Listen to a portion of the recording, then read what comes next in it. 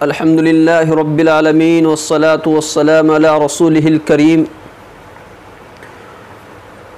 एक शख्स ने यह मसला मालूम किया है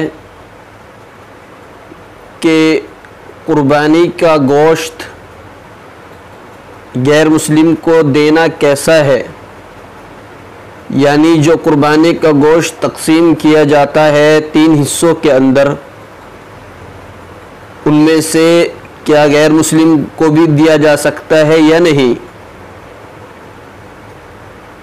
तो इसका जवाब ये है, गैर मुस्लिम को कुर्बानी का गोश्त देना जायज़ और सही है।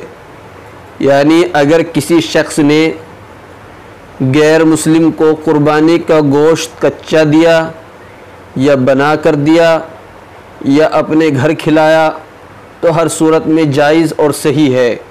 इसमें कोई कबाहत, कोई मकरूह नहीं है। गैर मुस्लिम को गोश्त दिया जा सकता है, इसका देना सही है। व आखिर दावाना अनिल हम्दुलिल्लाह।